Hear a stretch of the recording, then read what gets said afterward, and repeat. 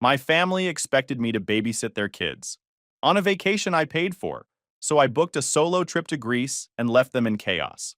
Hey Reddit. So I just got back from 2 weeks in Greece, and my family is losing their minds. Let me explain how we got here. I'm Jake, 32 male, senior site supervisor for a commercial construction company in Phoenix. Started as a laborer at 19, worked my way up. Now I manage teams of 40 to 50 guys, making around $95,000 annually, plus bonuses. I'm single, own my house outright, drive a 2019 F-150. Pretty standard life. My family situation is where things get messy.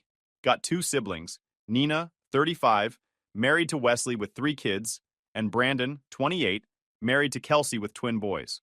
My parents, Robert and Linda, are retired and treat their grandkids like royalty. Here's the thing. I'm the reliable one, the one who shows up when someone needs help, the one who fixes things, the one who loans money that never gets paid back. Been playing this role since I was a teenager. Last Christmas at my parents' house, Mom pulled me aside. Jake, honey, we haven't had a real family vacation in years. Wouldn't it be wonderful if we could all go somewhere together? I was immediately suspicious. What did you have in mind? Maybe Florida? California? Somewhere the kids would love. Fast forward to February at Nina's house for our monthly family dinner. I'd brought store-bought lasagna. After dinner, while cleaning up, Mom brought up the vacation again. Jake, we found the perfect place. A 5-bedroom house in Scottsdale with a pool. Scottsdale? That's 2 hours away. How much? Nina pulled up the listing. $350 a night. For 2 weeks, that's $4,900. Plus groceries and activities. Maybe $7,000 total. $7,000. They wanted me to drop $7,000 on Scottsdale. Brandon jumped in. You know you're the only one who can make this happen. Nina and I have mortgages. Mom and Dad are on fixed income. I should have said no. Instead, let me think about it. The pressure campaign was intense. Nina sent videos of her kids excited for the beach house. Mom called twice. Brandon texted articles about family bonding. Dad called Saturday morning. Your mother and I aren't getting any younger. We don't know how many more chances we'll have for memories like this. The guilt trip worked. Okay, I'll do it. I booked the house, sent the confirmation to the family chat. Got bombarded with excited messages. Planning continued through spring. Every family dinner turned into vacation planning. Nina made spreadsheets. Brandon created calendars. Mom started a Pinterest board. Then, 3 weeks before the trip, the real bomb dropped at my parents' house. Nina had her laptop out. Wesley and I want a few date nights while we're there. Old Town Scottsdale restaurants, that new wine bar. That sounds lovely, Mom said. Robert and I want to play golf. Brandon nodded. Kelsey and I definitely want couple time. I wasn't seeing the problem yet. Okay, arrange childcare. 5 pairs of eyes turned to me. Well, that's what we wanted to talk about, Nina said. You'll be there anyway, so you could watch the kids when we go out. The room felt very small. Wait, what? It makes sense, Brandon added. You're single, you don't have anyone to go out with. The kids love you. I looked around. You want me to pay for this vacation and babysit everyone's kids while you go out? It's not babysitting when it's family, Mom said. It's helping out. Wesley leaned back. This is kind of your vacation gift to everyone. Wouldn't be right for you to do your own thing when everyone's making family memories. Dad spoke up. Don't make this a big deal. We're asking you to take a few shifts so couples can have time together. How many date nights? Nina glanced at her laptop. Wesley and I want 3 or 4. Brandon wants 3. Mom and Dad want 2 golf days and 1 dinner. 10 separate occasions watching 5 kids under 10 while everyone enjoyed the vacation I'd paid for. I need to think about this, I said, standing up. I've got an early morning. The drive home was when it really started to sink in. They hadn't asked if I wanted to go on this vacation. They'd asked me to fund it. And now they weren't even planning for me to enjoy it. I was expected to serve as the unpaid childcare while they all went out and had fun. I spent that night doing something I should have done months ago. Actually reading through the family group chat from the beginning of the vacation planning. The messages were illuminating. From Nina, back in March. Jake's gonna love having all the kids around. He's always so good with them. From Brandon. We should make sure Jake has plenty to do. Don't want him feeling left out or anything. From my mom. I'm so glad Jake is single for this trip. Makes the logistics so much easier. They'd been planning this the whole time. The expectation that I'd be the built-in childcare wasn't a last-minute request. It was always part of the plan. They just hadn't bothered to tell me until I'd already dropped $5,000 on the house. Tuesday evening, my buddy Craig called. We've known each other since high school, went different directions after graduation but stayed close. He's a mechanical engineer now, married with 2 kids of his own. Hey man, want to grab dinner Friday? He asked. Yeah, that works. That new burger place downtown? Perfect. How's the family vacation planning going? Your sister mentioned it when I ran into her at Target last week. Of course she did. It's going. We leave in 3 weeks. Nice. Where are you guys heading? Scottsdale. There was a pause. Scottsdale. Isn't that like 2 hours away? Yep. Huh. Well, have fun, I guess. At least it'll be relaxing. I laughed without any humor. Actually, they've decided I'm going to be the babysitter for the whole trip while everyone else goes out and enjoys themselves. Another pause. Longer this time. Wait, what? I explained the whole situation. The $7,000 I'd spent, the expectations for childcare, the casual way they'd announced it like it was no big deal. Dude, Craig said when I finished, that's messed up. Please tell me you're not actually going along with this. I don't know what else to do. I already paid for the house. So, take the loss and do something else with your vacation time. You've got 2 weeks off work, right? Go somewhere you actually want to go. Like where? I don't know, man. Anywhere but a house in Scottsdale watching other people's kids while they go wine tasting. After we hung up, I sat on my couch staring at my laptop. Craig was right. I had 2 weeks of vacation time scheduled. I could go anywhere, do anything. The money for the rental house was already spent, but that didn't mean I had to show up and play the role they'd assigned me. I opened a new browser tab and typed, Best Vacation Destinations for Solo Travelers July. The first result was an article about Greece. Beautiful beaches, ancient history, incredible food, and relatively affordable if you avoided the peak tourist traps. I clicked through to images of Santorini, those white buildings with blue domes, crystal clear water, sunset views that looked like something from a postcard. I spent the next 2 hours looking at flights and hotels. A round-trip ticket to Athens was $950. 2 weeks bouncing between Athens, Mykonos, and Santorini, staying in decent but not fancy hotels, would run me about $3,500 total, including food and activities. I'd already spent $7,000 on Scottsdale. What was another $3,500 to actually enjoy my vacation? The more I thought about it, the more it made sense. I could book this trip, go to Greece, and let my family figure out their own childcare situation in the house they'd insisted I rent for them. They were all adults. They could handle it. But if I was going to do this, I needed to do it right. No warning. No lengthy explanation they could argue with. No opportunity for guilt trips to change my mind. Just a clean exit. I opened the family group chat and started typing. Hey everyone. Something came up with work. Big project overseas that I need to supervise personally. I won't be able to make the Scottsdale trip. The house is paid for, so you all can still go and enjoy it. Have a great time. My finger hovered over the send button. Was I really going to do this? Bail on my family 3 weeks before a trip I'd paid for? Then I remembered Nina saying, "You don't have anyone to go out with anyway," and Brandon's casual expectation that I'd obviously be available for childcare, and my mom's comment about being glad I was single because it made logistics easier. I hit send. The response was immediate. Nina. What? What project? Brandon. Dude, you can't bail now. We've been planning this for months. Mom. Honey, can't someone else handle the work project? We need you here. Dad. Son, call me. I put my phone on silent and started booking my Greece trip. Flight to Athens departing July 14th, returning July 28th. Hotel in Athens for 3 nights, then a ferry to Mykonos for 4 nights, another ferry to Santorini for 5 nights, then back to Athens for 1 night before flying home. By the time I finished booking everything, I had 47 unread messages in the family group chat and 6 missed calls. I made myself a sandwich, cracked open a soda, and finally read through the messages. The evolution was predictable. Started with confusion and questions, moved into frustration and anger, then landed on guilt trips and accusations. From Nina. This is so selfish. Wesley and I have been looking forward to this for months. The kids are going to be devastated. From Brandon. Way to bail on your family, man. Real classy. From my mom. Jake, please reconsider. You're breaking my heart. This was supposed to be about bringing the family together.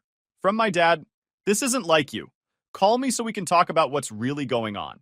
I didn't respond to any of it. Instead, I turned off my phone completely and spent the rest of the evening watching a documentary about ancient Greek architecture. The next morning, I called my boss at the construction site. Hey Danny, I wanted to give you a heads up. That vacation time I requested for July? I'm definitely taking it, but I'm going to be completely unreachable.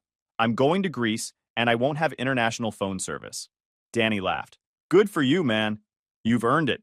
Don't worry about anything here. We'll handle it. Thanks. I appreciate it. Just promise me you'll actually relax. I don't want to see you checking work emails from some beach in Santorini. Deal. With work handled, I started preparing for the trip. Got my passport out of the safe, ordered some euros from my bank, bought a new travel backpack and some lightweight clothing suitable for Mediterranean summer weather. I'd been to Mexico a few times for long weekends, but I'd never done a real international trip like this. The planning was actually exciting, researching restaurants in Athens, figuring out which archaeological sites I wanted to visit, mapping out the best beaches in Mykonos. My family kept calling and texting, but I ignored everything. 3 days before my flight, I finally sent one more message to the group chat. I know you're all upset and I get it, but I need you to understand something. I spent $7,000 on a vacation I was expected to spend babysitting everyone else's kids while you all went out and enjoyed yourselves. That's not a vacation for me. That's me being used. So I'm taking an actual vacation instead. You're all adults with a free house for 2 weeks. You'll figure it out. See you when I get back. Then I left the group chat completely. My phone exploded with individual messages after that, but I was done engaging. I spent my last few days before the trip grocery shopping, meal prepping enough food to freeze for when I got back, and getting my house ready to be empty for 2 weeks. The morning of July 14th, I woke up at 4 a.m. to catch my 7:30 flight out of Phoenix Sky Harbor. Double-checked my passport, tickets, and hotel confirmations. Grabbed my backpack and headed to the airport. As I was going through security, my phone buzzed with one final text from my mom. Please don't do this. We can talk about everything when you get back. Just don't ruin this vacation for everyone. I turned off my phone, dropped it in my backpack, and didn't turn it back on for the next 13 days. The flight to Athens had a layover in New York, which gave me plenty of time to second-guess my decision. Was I being selfish? Should I have just sucked it up and done what my family expected? Then I remembered watching my brother's kids for an entire Saturday last month because Brandon and his wife wanted to go to a concert. I'd agreed to watch them from 10 a.m. to 6 p.m., but they didn't get back until almost midnight. No apology, no compensation, just a casual, thanks man, you're the best, as they picked up their sleeping kids from my couch. Or the time Nina had asked me to help out with a birthday party for Sophie, which turned into me spending 6 hours setting up, supervising 20 screaming children, and cleaning up while she took pictures for her Instagram stories about what an amazing party mom she was. Or the countless times I'd been volunteered to help someone move, fix someone's plumbing, or loan someone money that never got paid back because that's what family does. I wasn't being selfish. I was finally setting a boundary. The plane landed in Athens at 11 a.m. local time. I took a taxi to my hotel, a modest place in the Plaka district with views of the Acropolis, and checked in. The room was simple but clean, with a small balcony overlooking narrow streets lined with cafes and shops. I dropped my backpack, showered off the travel grime, and went out to explore. Athens was incredible. The history, the architecture, the energy of the city. I spent that first afternoon just wandering around, getting lost in the winding streets of the old neighborhoods, stopping at random cafes for coffee and pastries. That evening, I climbed up to Lycabettus Hill to watch the sunset over the city. The Acropolis glowed golden in the fading light, and I could see all the way to the sea in the distance. I stood there with a beer I'd bought from a kiosk at the bottom of the hill, surrounded by other tourists and locals all taking in the same view. For the first time in months, maybe years, I felt completely relaxed. No demands on my time, no expectations to meet, no kids asking me to fix toys or help with homework. Just me, in a beautiful place, doing exactly what I wanted to do. I turned on my phone briefly that night to let my boss know I'd arrived safely. The device immediately started buzzing with notifications, texts, missed calls, voicemails. I ignored all of them except the work message, then turned it back off. Over the next few days in Athens, I fell into a rhythm. Wake up early, grab breakfast at a local bakery, spend the morning exploring historical sites. The Acropolis, the ancient Agora, the Temple of Olympian Zeus. Every stone had a story. Every ruin spoke to thousands of years of human civilization. Afternoons were for wandering the neighborhoods. Plaka, Monastiraki, Siri. I'd stop for long lunches at tavernas, ordering whatever the waiter recommended. Moussaka, souvlaki, Greek salad with huge slabs of feta cheese. The food was incredible, and eating alone turned out to be peaceful rather than lonely. Evenings were for people watching from cafe patios, reading books I'd downloaded on my phone, and getting into conversations with other travelers. Met a couple from Australia who were backpacking through Europe, a solo traveler from Canada who'd quit his job to spend 6 months abroad. A group of German students on summer break. Nobody knew me. Nobody expected anything from me. I was just Jake, some American guy traveling through Greece. It was liberating. On day 4, I took the ferry to Mykonos. The island was everything the photos promised. Pristine beaches, whitewashed buildings, windmills silhouetted against blue sky. I'd booked a place walking distance from Mykonos town, close enough to enjoy the nightlife but far enough to get some quiet. Mykonos was different from Athens. More resort-like, more focused on beaches and parties. I spent my days bouncing between different beaches. Paradise Beach, Super Paradise, Elia Beach. The water was impossibly clear and perfectly warm. I rented an ATV and drove around the island, stopping at random villages for lunch, exploring rocky coastlines, where the only sound was waves crashing against cliffs. At one particularly remote beach, I didn't see another person for 2 hours. Just me, the sun, and the Mediterranean. One evening in Mykonos town, I was having dinner at a restaurant overlooking the harbor when an older Greek man at the next table struck up a conversation. "You are here alone?" he asked in heavily accented English. "I am." He nodded approvingly. "This is good. Travel alone, you learn who you are. Travel with others, you learn who they are." He raised his glass. "To knowing yourself." I clinked my glass against his. "To knowing yourself." After dinner, I walked through the narrow streets of Mykonos town. The clubs were just getting started, music pounding from doorways, people dressed up and ready to party. I could have joined them, struck up conversations, made some temporary friends, stayed out until dawn. Instead, I walked back to my hotel, sat on the balcony with a beer, and just listened to the distant sound of music and laughter floating on the night air. I wasn't lonely. I was content. The ferry to Santorini departed early on day 9. I stood on the deck as we approached the island, watching the massive cliffs rise out of the sea. The towns perched on top looked like they'd been carved directly into the rock face, impossible and beautiful.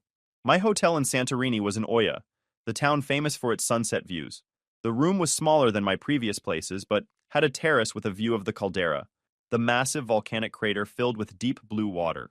Santorini was the most touristy of the 3 places I visited, packed with honeymooners and Instagrammers all trying to get the perfect photo. But it was also breathtakingly beautiful in a way that justified the crowds. I spent my days exploring the different villages, Oia, Fira, Imerovigli, hiked along the caldera rim from Fira to Oia, a 3-hour walk that offered incredible views at every turn.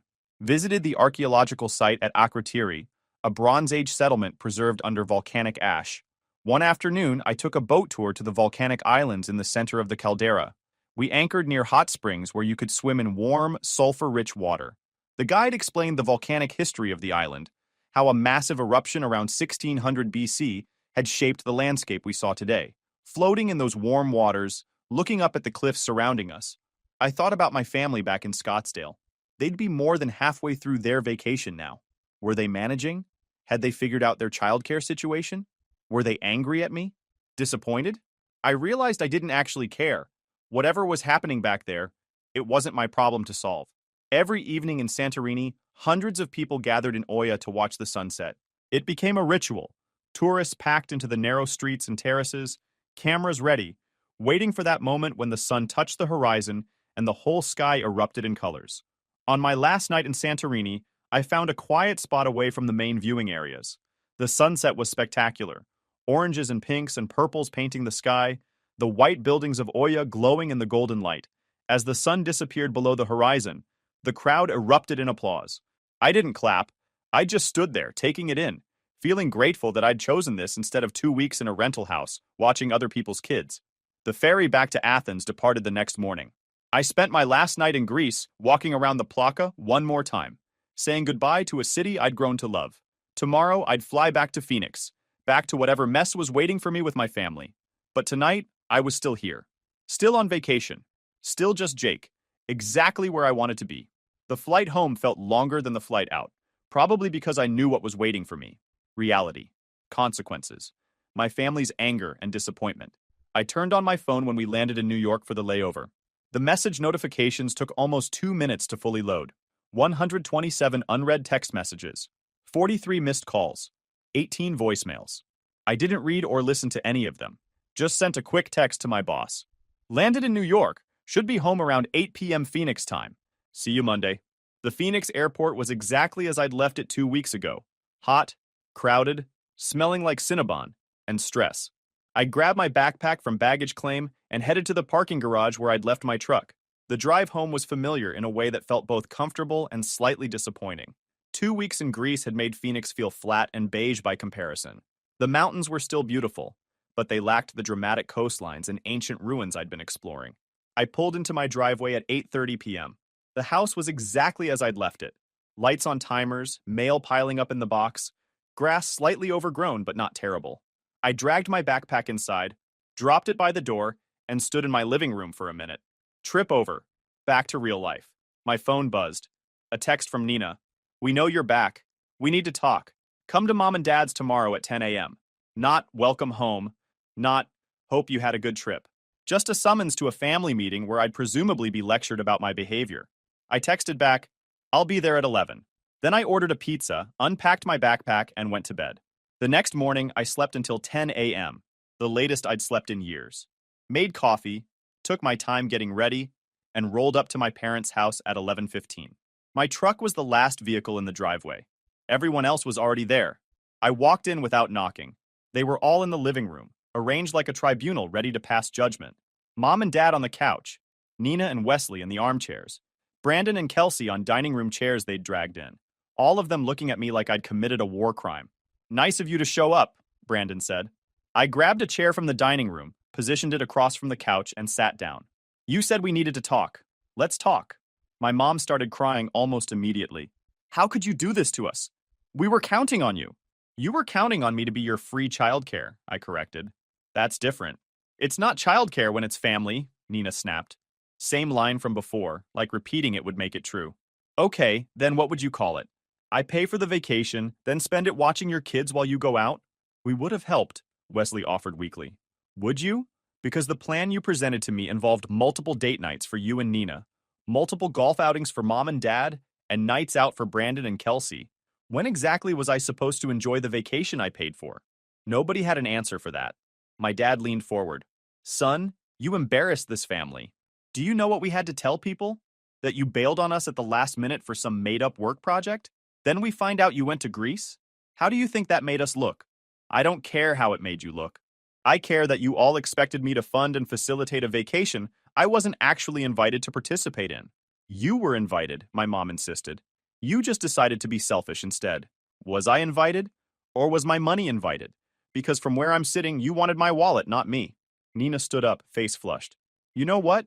Maybe we did expect you to help with the kids. Because that's what uncles do. That's what family does. And if you weren't so self-centered, you'd understand that. Help with the kids occasionally? Sure. Be the designated babysitter for 2 weeks straight? That's not helping. That's being used." "Used?" Brandon laughed bitterly. "You're out here talking about being used when we've always been there for you. Who helped you move into your house? Who shows up to your birthday dinners? Who includes you in family stuff even though you're always off doing your own thing?" This was the part where I was supposed to feel guilty. Supposed to apologize and admit I'd overreacted. Supposed to fall back into my assigned role as the reliable brother who fixes things and doesn't complain. Instead, I pulled out my phone and opened my banking app. "You want to talk about who's been there for who? Let's talk numbers." I pulled up my records. "Nina, I loaned you $3,500 last year when Wesley's car broke down. Never got paid back. Brandon, I loaned you $2,000 for that business opportunity that went nowhere. Never got paid back. Dad, I've been paying your cell phone bill for 2 years because you kept saying you'd get around to setting up your own account. That's another $1,200. I kept scrolling. I bought Christmas presents for all 5 kids last year. That was $500. I paid for Easter dinner. That was $200. I fixed Nina's garage door. That was parts plus 8 hours of labor I didn't charge for. I helped Brandon move twice.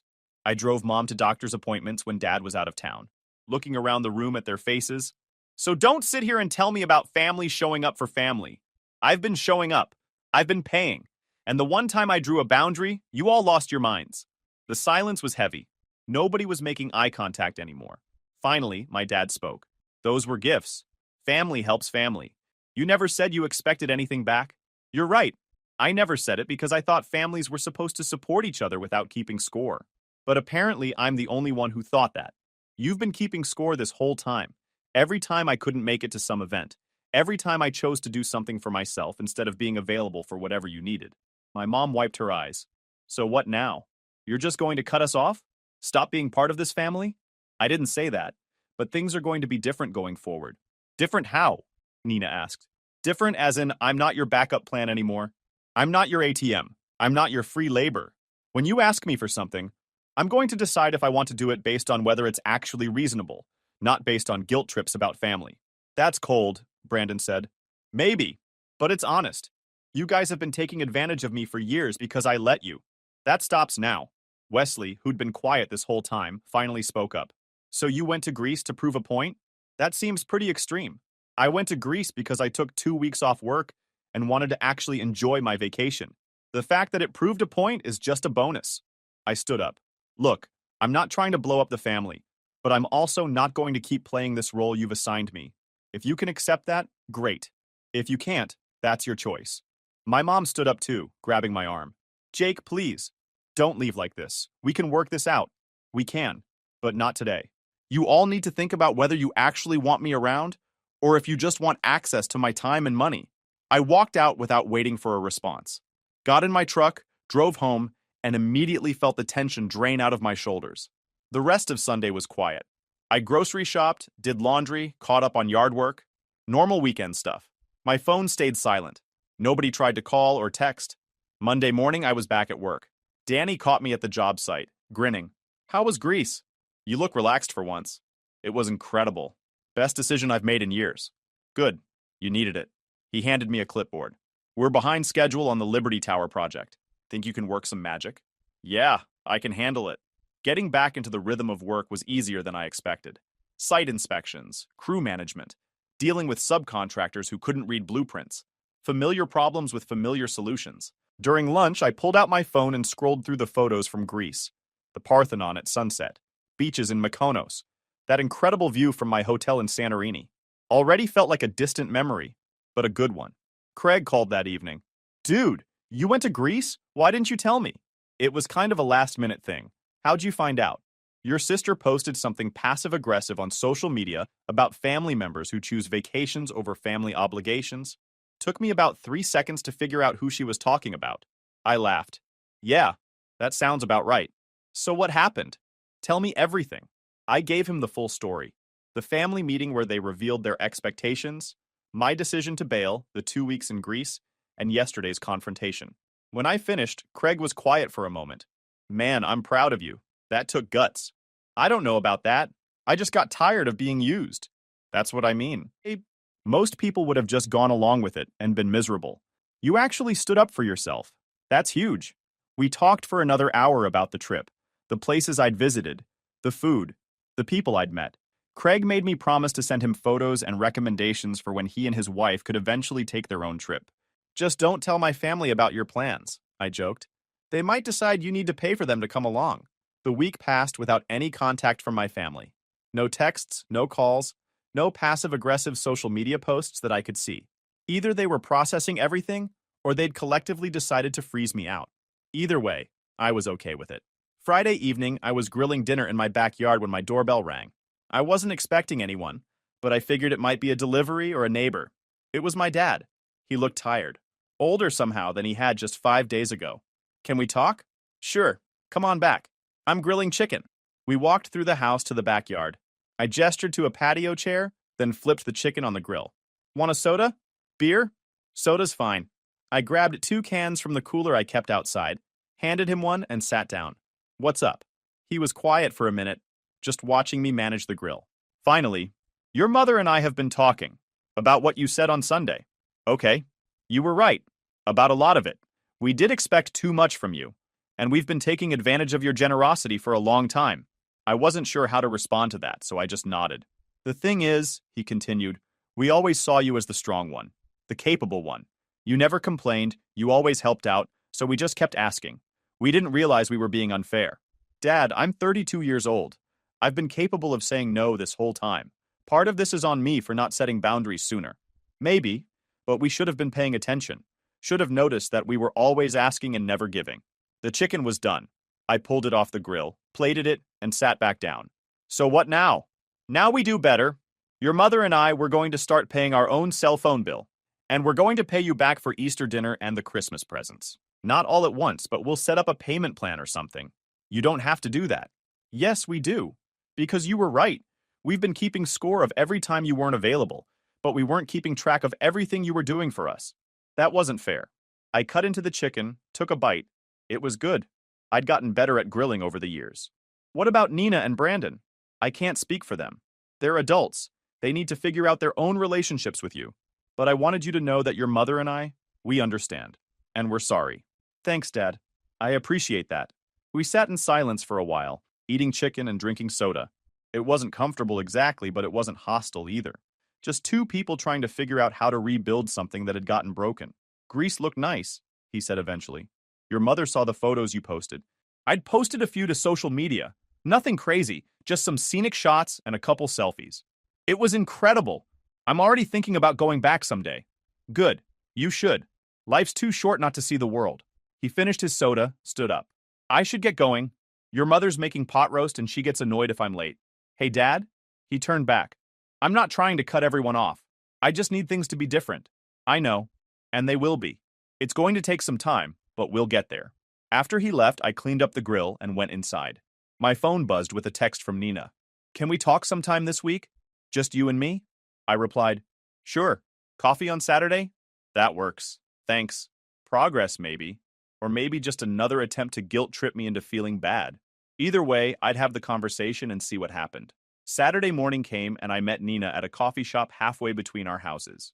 She was already there when I arrived, sitting at a corner table with 2 cups in front of her. Got you a black coffee, she said as I sat down. That's still your order, right? Yeah, thanks. We sat in awkward silence for a moment. Finally, Nina spoke. I'm sorry. Okay, I mean it. I'm sorry for expecting you to be our babysitter. I'm sorry for taking your help for granted. I'm sorry for making you feel used. I appreciate that. She wrapped her hands around her coffee cup. The vacation was a disaster without you. The kids were a nightmare. Wesley and I fought the entire time, and nobody got any real relaxation. We kept saying Jake would have handled this or Jake would know what to do. Nina? No, let me finish. The point is, we realized how much we'd been depending on you for everything.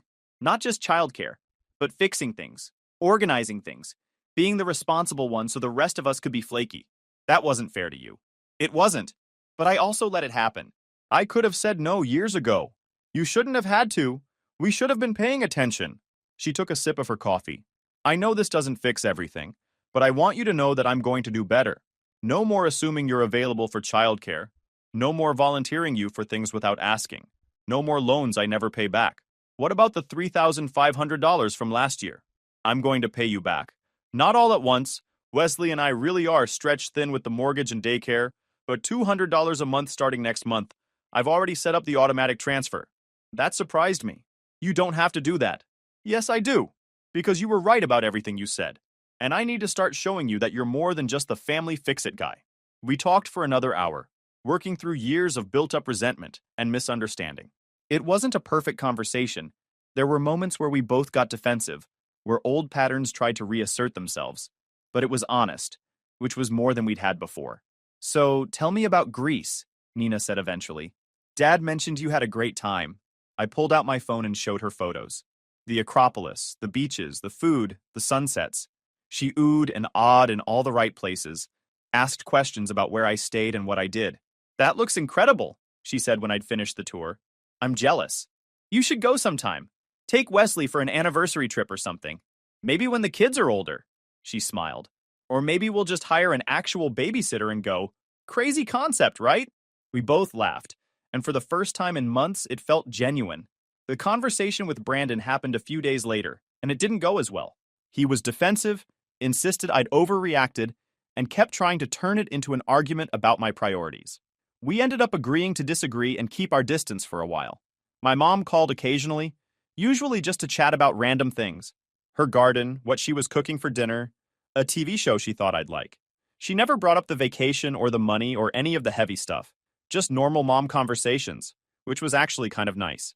Over the next few months, things slowly normalized. Nina kept her word about the payment plan. $200 showed up in my account like clockwork on the first of each month.